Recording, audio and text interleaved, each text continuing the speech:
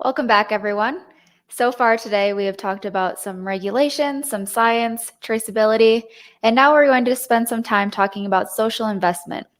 With a new industry, new medical advancements, with a historically oppressive past, it is important to identify how we can use this opportunity to help communities. I will now present to you Jeff Frazier, who will present on social investment, especially drawing from his experiences in Colombia.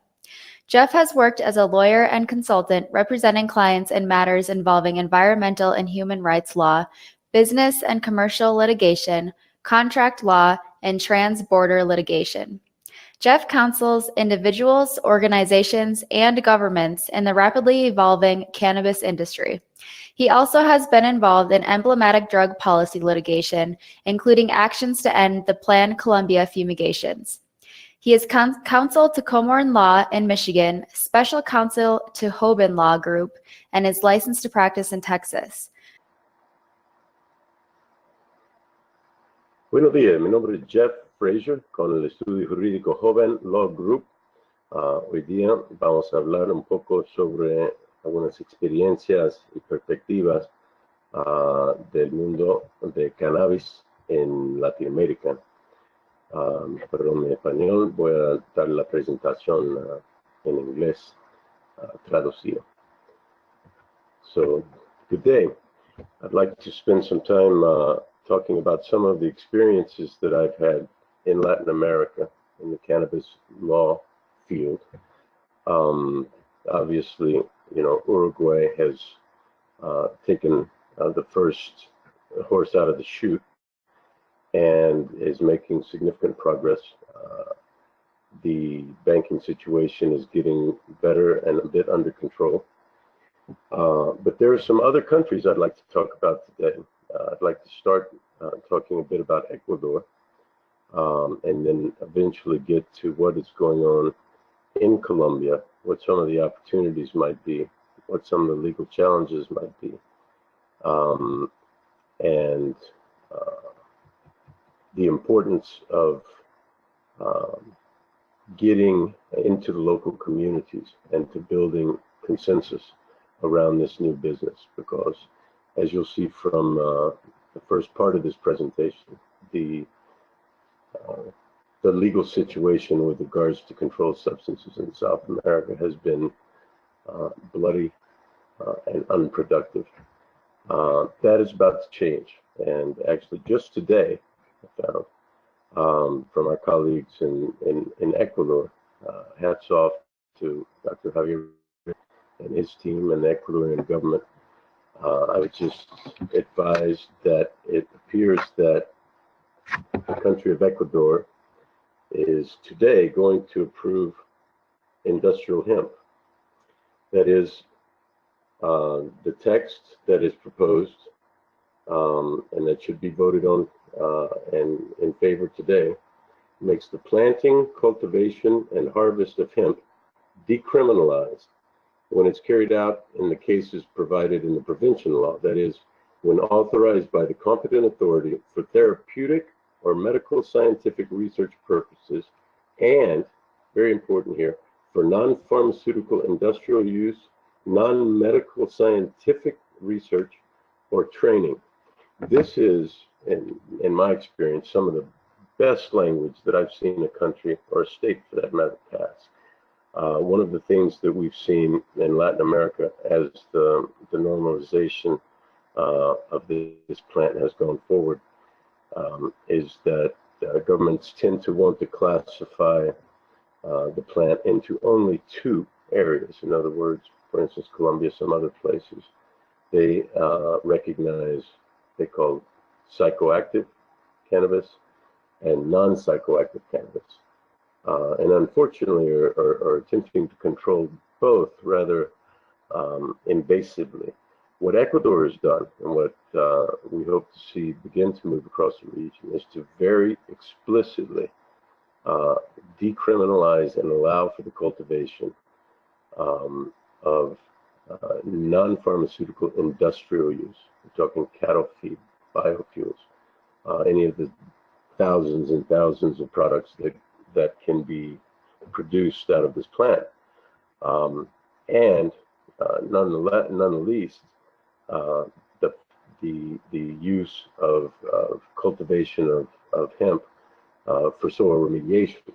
Ecuador, and I'll start with Ecuador again because I lived in Ecuador for better than 15 years, and was on the ground there when the original Plan Colombia began to be implemented, and they began to fumigate coca fields all up and down the border between Colombia and Ecuador, poisoning the land and the people and whatnot. But also, Ecuador has had some notoriously bad oil spills, and this crop presents the opportunity to attempt to phytoremediate much of that land that was, the soil was effectively destroyed by Texaco and others.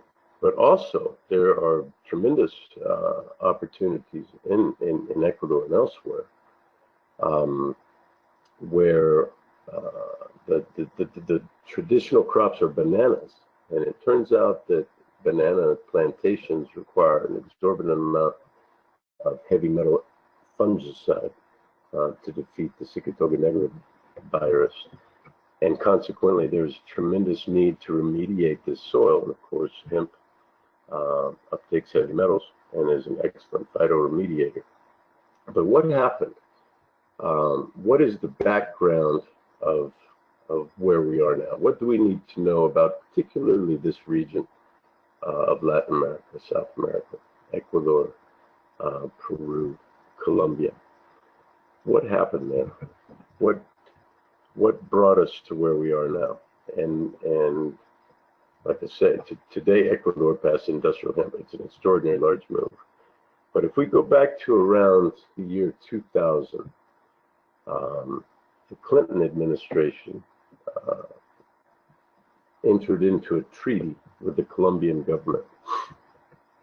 And this treaty was to pump billions of dollars into the Colombian military and into the Colombian paramilitaries to secure the land in some of the farther reaching provinces where two things were happening. One, the Colombian government was not under control of these areas. And number two, other armed groups were. And various sides of what had been a decades-old conflict in Colombia was waged in the name of a plan called Plan Colombia. And what the joint United States defense contractors and the Colombian authorities and para authorities did was they ordered the fumigation of all coca crops in Colombia. It was 2000, 2001. The work was subcontracted to a group called DynCorp, which, after many scandals in the Middle Eastern wars, has either disbanded or changed its name to something else. But they sprayed an extraordinary number of farms and cultivations all around the country.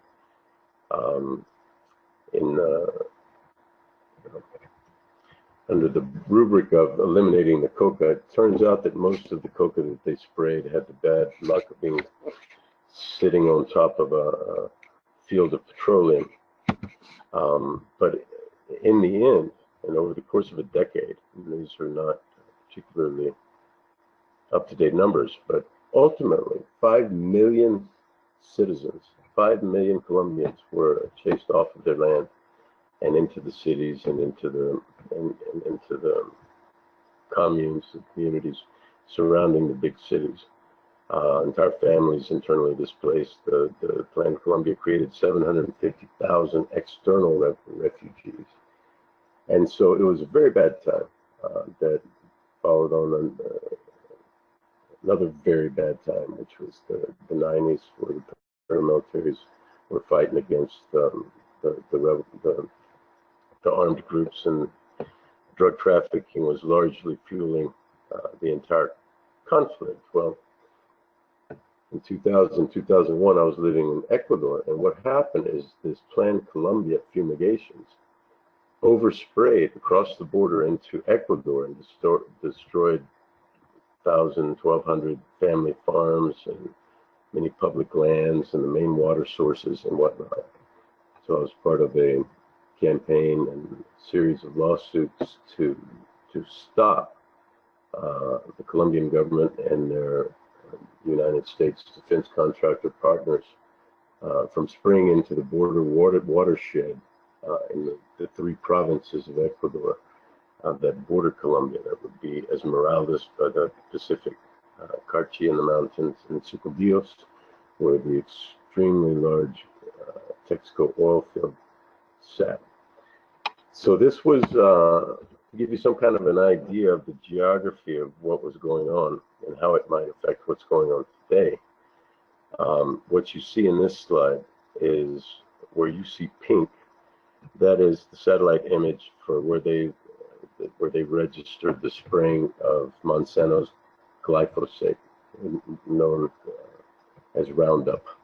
And this wasn't just any Roundup. This was Roundup Ultra and had all kind of surfactants and accelerators and whatnot. This was largely a fumigation campaign that rivaled only by the Agent Orange campaign in Vietnam.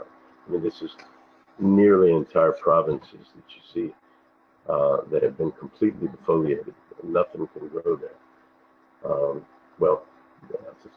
Monsanto's genetically modified seeds can probably grow there. But this was affecting enormous areas of the country. And it got so bad that finally, a few years back, even the Colombian Supreme Court ordered an end to the ecocide, basically, is what it was. It's just the absolute defoliation of all of these remote areas where the Bogota government did not control, but needed to control in order to grant concessions to various oil companies who were working in the industry. Like I said, we represented the Colombian government, the Colombian provinces, and 1,200 families, children, and parents who lost their farm, lost their health. What you see here is a drawing done by children out in the Amazon region where these fumigations were going down. Okay, that's some background. Colombia and Ecuador are just magnificent countries filled with magnificent people and all kind of interesting challenges. But where are we today with this? Today, years later, we have in Colombia, now in Ecuador also, as I just mentioned today, the normalization of the laws relating to cannabis. Colombia, 2 years ago, did the same thing. They have passed a law and a series of decrees and regulations to bring the cannabis plant, both high THC and low THC cannabis plants, into the economy as an alternative crop. And our team, actually, having spent 5 years fighting with the government of Colombia and the United States over these plant Colombia fumigations, were called by the government and asked a very straightforward question, which was, do you believe that hemp could provide an alternative crop for families desiring to no longer work in the growing illicit crops? The answer, immediate answer is, well, it could, yes, it could certainly provide an additional crop. For the record, I think the only way to end the illicit trade in medicinal plants is to end the prohibition. However, hemp is a great idea, and so we were very excited at the opportunity to begin to discuss how hemp might fit into the Colombian economy as a crop. And what we found is the government was working. There's some very talented people working in a town called Jarumal. Jarumal is about 2 hours north of Medellin in Antioquia province. And there has been historically some coca grown there. There's been, some armed groups that have been controlling the region on and off over the years. Currently, there's something of an aperture and an opportunity that is presented that's really rather extraordinary. Let me preface this by saying one of the things that we've learned about doing business in Colombia, Ecuador as well, particularly in Colombia, is there is very much a social component of any project, and anyone preparing to do business in Colombia, anyone thinking about doing business in Colombia, should, in my judgment, include a social component to whatever it is that you're doing. There is a word in Colombia, socialization. The socialization of a project kind of puts some people's teeth on edge. They're not really sure what that means. But what we found, and the companies who have been the most successful in Colombia are companies that have a committed and serious corporate social responsibility plan. They have a serious and committed community investment strategy. They pick out something that they can do to help whatever community it is where they are operating, and they organize their people, and they get the boots on the ground, and they do something good for the community that they're working with. Okay, so what do we find? Why Yarumal? This rather extraordinary situation is that in this town of Yarumal, of 50,000 people, there is 10% of the inhabitants. There are 10% of this population that either have or will have Alzheimer's disease. It is the highest incidence of Alzheimer's disease on the face of the planet. And some extraordinary doctors and professors and medical professionals studied this over the years to try to determine what it is that causes this. And what they found is that this particular incidence of adult Alzheimer's disease was brought, it's due to a genetic mutation brought 500 years ago by a Spanish conquistador, and that has been in this valley, in this series of valleys, and has spread through this population to the extent that 10% of the entire population either has or will develop early onset Alzheimer's. That means in their 40s, 50s, 60s, they're going to slowly lose their memory, and they're going to lose their lives. And as one might imagine, this presents a rather extraordinary opportunity to learn from a population that is so affected by this, and the local university and some international drug companies spent quite a bit of money to run tests on their synthetic drugs and pharmaceuticals that they had high hopes for. Just this year, that is 2019, those tests were concluded, unfortunately, in failure. There was no benefit. So they pulled the clinical trials, leaving these people without much hope. However, there are some groups and the university and some different groups who are working, doctors working with cannabis for the treatment of Alzheimer's. Because hemp, CBD, has been shown to be both a neuroprotectant, has been shown to decrease inflammation in the brain, and has shown quite a bit of potential efficacy in the treatment and perhaps the slowing or even prevention of dementia and Alzheimer's related dementia in particular. So what we have done is we've taken a look on behalf of our firm, on behalf of our clients, and here's what we recommend, and here's what we do. We interact with the government at all levels, at the federal, state, and local levels. And we find and collect what are the government priorities.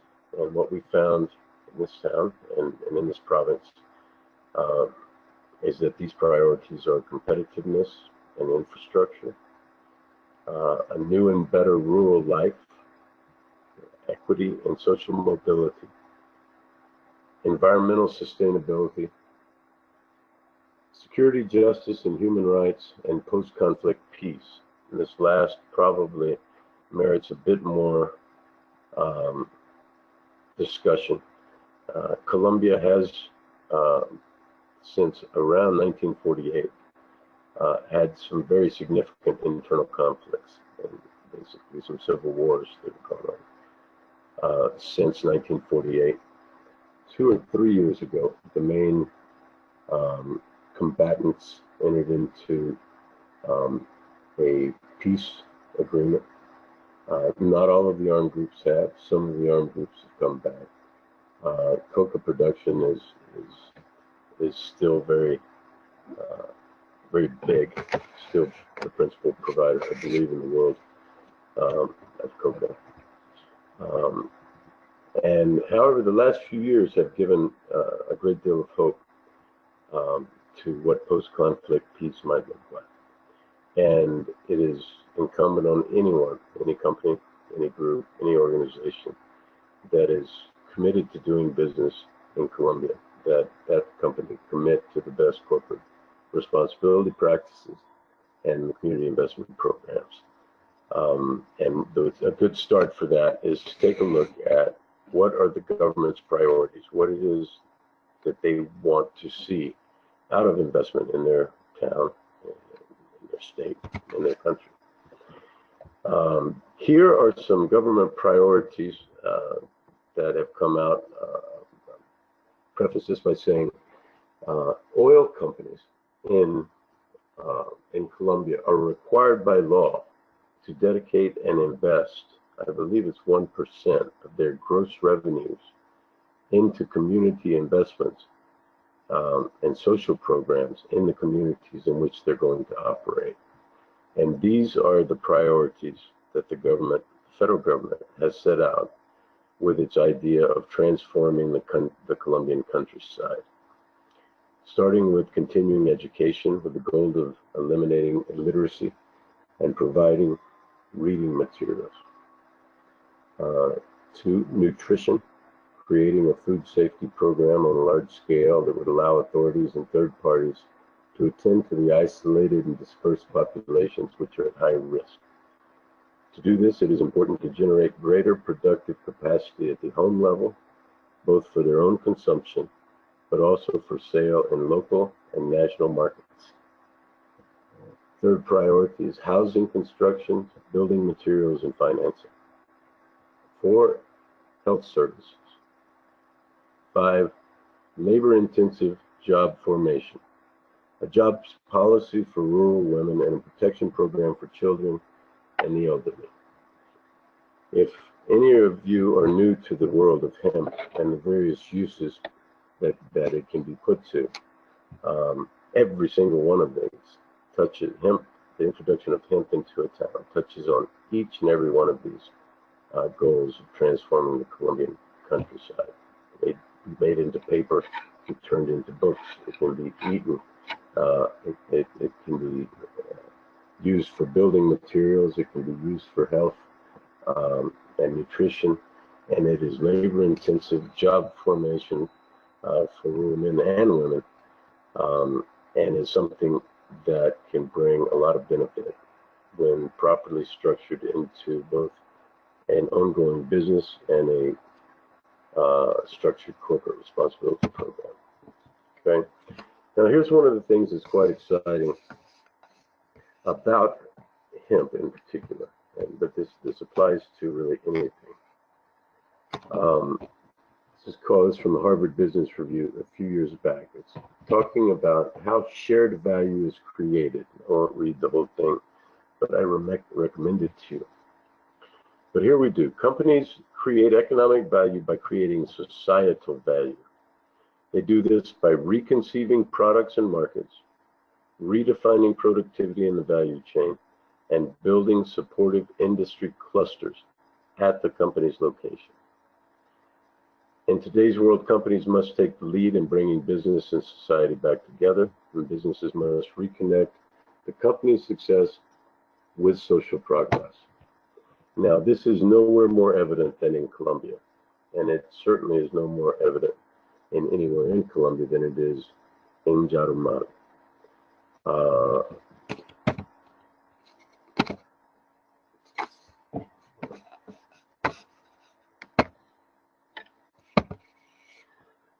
Because if you start talking about a cluster of industries, there are thousands upon thousands of uses for the hemp plant. From the world's most sustainable buildings are being built by hempcrete and hemp building materials. Automobile paneling is being used. The hemp is being used in automobile paneling by BMW, and now Ford is getting into the game. Hemp seeds are extraordinary sources of protein and fiber, and can be made in all sorts of food and oil, textiles, paper, biodiesel, human and animal food, and compost. The list genuinely goes on and on. So what have we began to organize in the town of Yarumal is to put together the people and the institutions that might allow for a rather extraordinary project, which is to coordinate with the pharmaceutical and the elementary science departments of the university. The municipality has offered some land and some greenhouses and some resources. They've organized together a group of women, heads, families affected by Alzheimer's disease. So we have some local people organized there. They've offered the use of facilities like the old seminary of Yarumal to create plans for a socialization program for prison inmates in the system. The idea is to incorporate also hemp into the local diet, and to observe and participate in the study of how, if at all, might introducing hemp into the diet help to prevent and treat people with Alzheimer's disease. Because hemp, and again, I won't read this whole thing, but hemp seed is an excellent source of food. It's almost complete in nutrition. It's almost all of the amino acids, almost all of the omega acids, almost all of the protein. It's considered one of the most digestible proteins in the world. And the two highest categories on the list, the three highest, are hemp protein, hemp seed nut powder, and hemp seed nuts. So the hemp seed is, if one of your governmental goals is nutrition, now, read and weep, this is a magnificent plant when it comes to foodstuffs for both humans and animals. Hemp construction materials, you may be aware, I wasn't always, that some of the oldest edifices and some of the oldest parts of the Great Wall of China were built with hemp adobe bricks.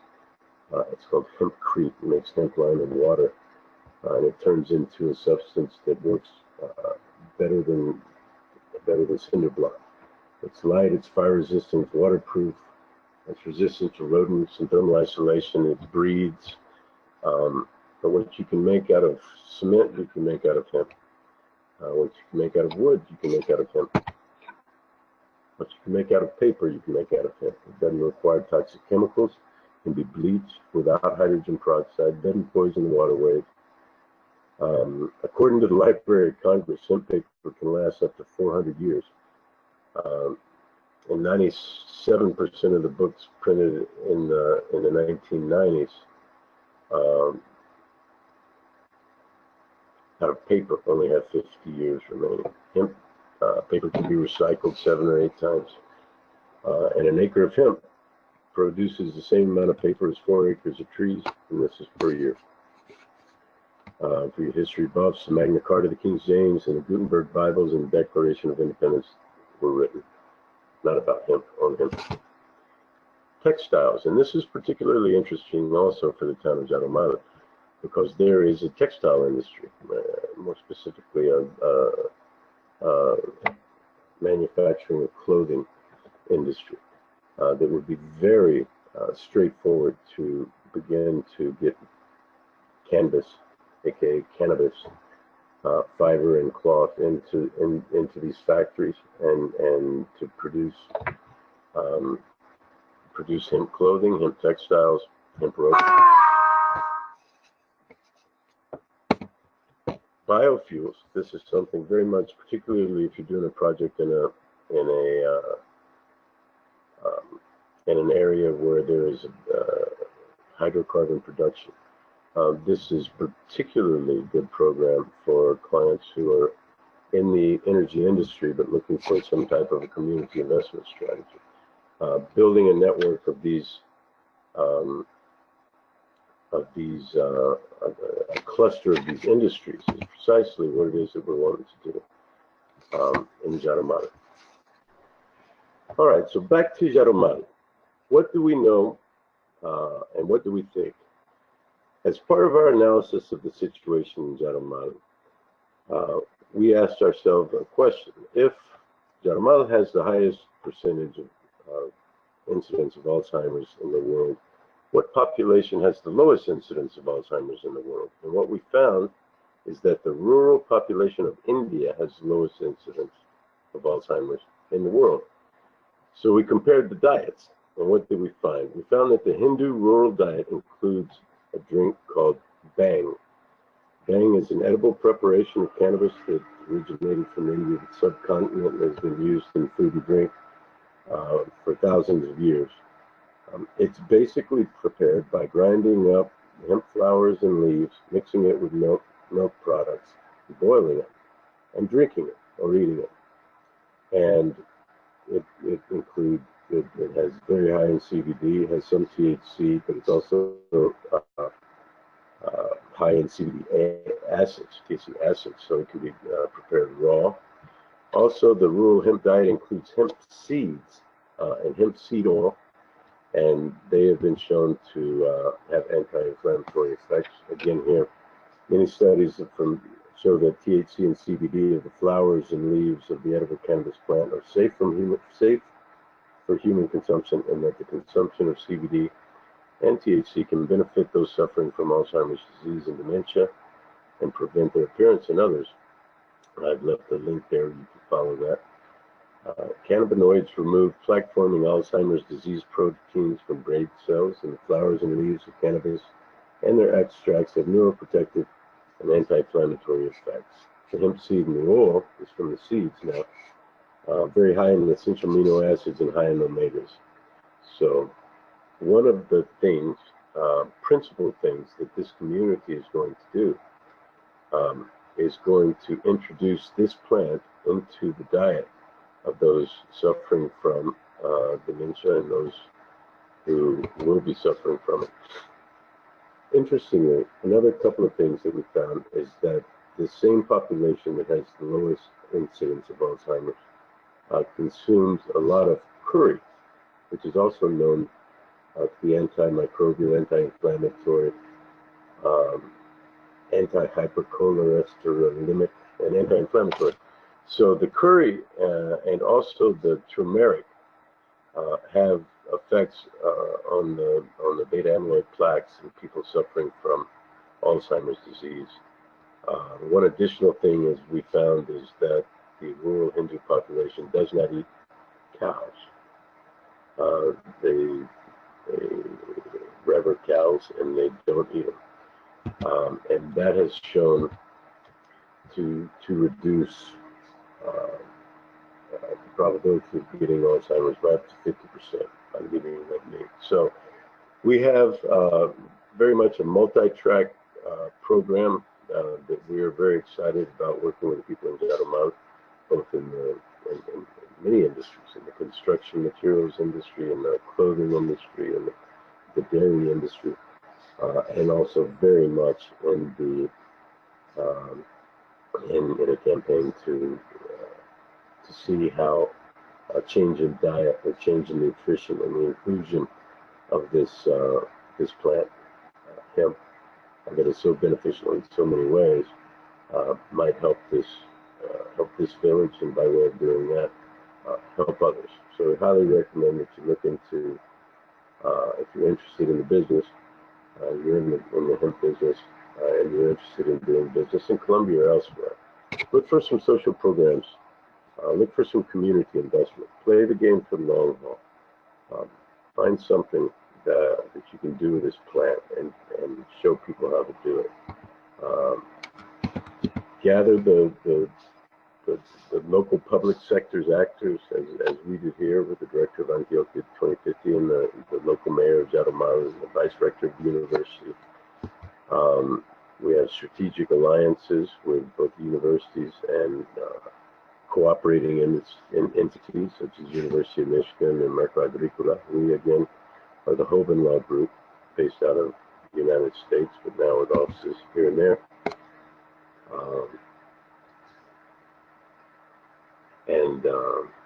Make the most of the Indian hemp seed and sow it everywhere, as George Washington says. I hope this has been helpful.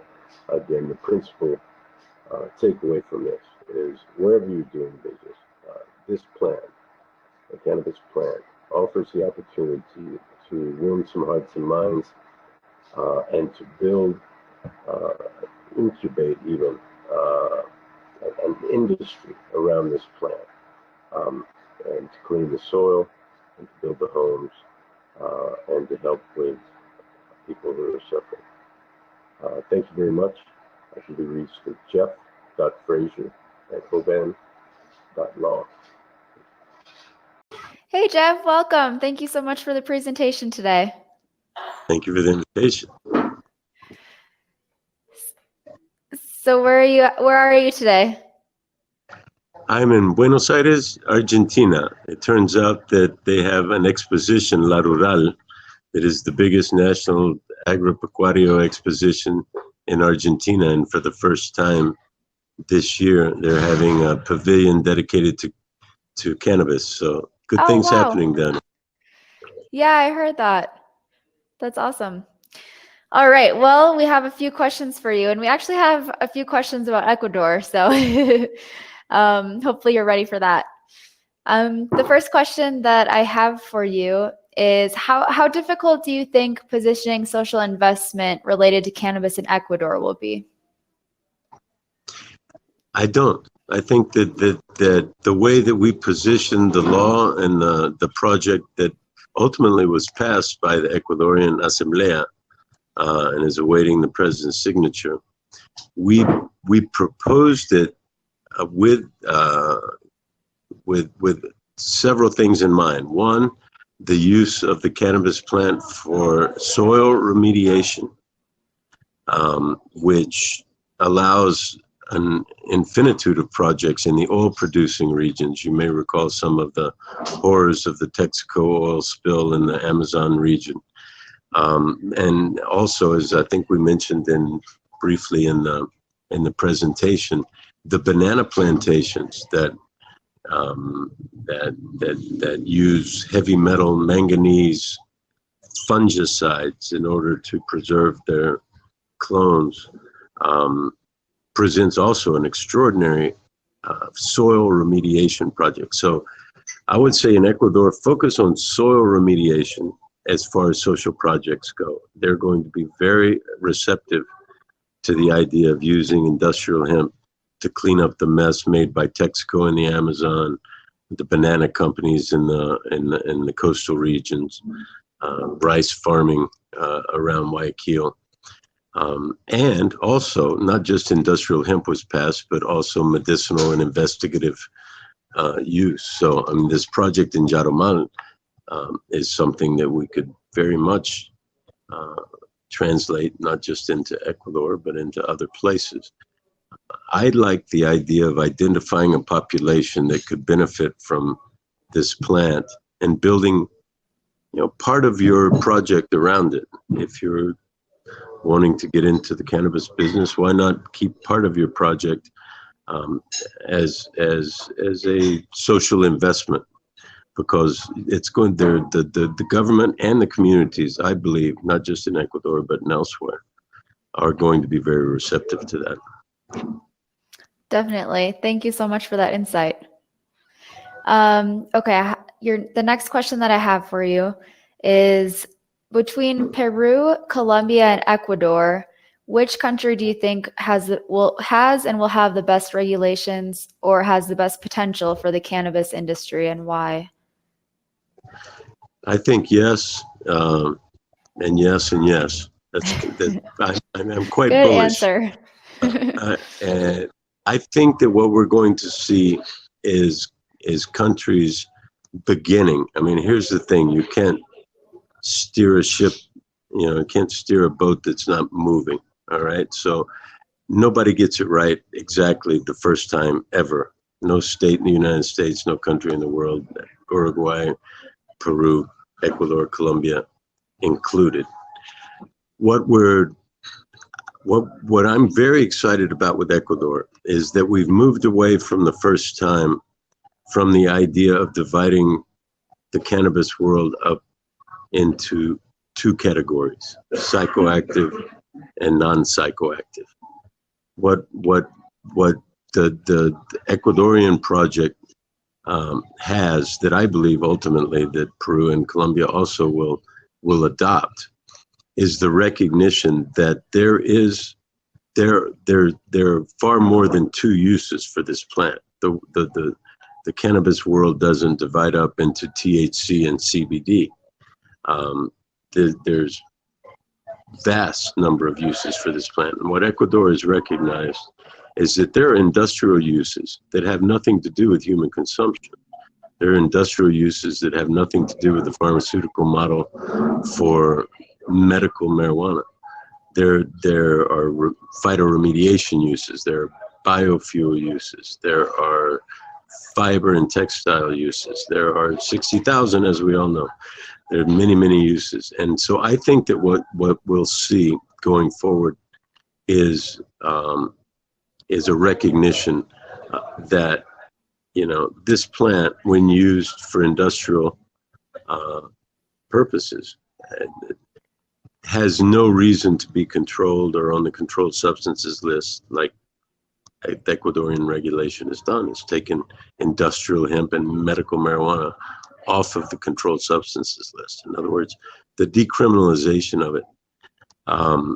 So I'm very bullish. I think Peru's doing great. I think Colombia's doing great. And I'm very, very excited about Ecuador's somewhat pioneering legislation into the non-pharmaceutical, non-medical, non-psychoactive, non-drug uses for which it can really genuinely begin to transform not just the Ecuadorian countryside, but I believe that we'll see similar projects. I know that we'll see similar projects because we'll be part of them. Yes. Well, really well said. I have a question that just came in actually about Argentina. I'm not sure how much you know about what Argentina is going through, but I'll ask you and see what you think. The question is, what future awaits Argentina regarding regulations, and do you think that more things will pass in the short term and be more flexible? Argentina, I love Argentina. I have 4 Argentine kids. And I just finished eating a bife de chorizo and asado de tira en mollejas. I love Argentina. I have nothing but great things to say about Argentina, and the future here is so bright that the Argentinos should be wearing shades. Now, having said that, I'll know more about this tomorrow. Like I say, there is an agricultural exposition called La Rural, an annual national exposition. And this year, for the first time, there's going to be a cannabis pavilion. They have a law in the books. They have, a recognition that there's going to be, a normalization of the laws with regards to cannabis and medicinal cannabis and industrial cannabis.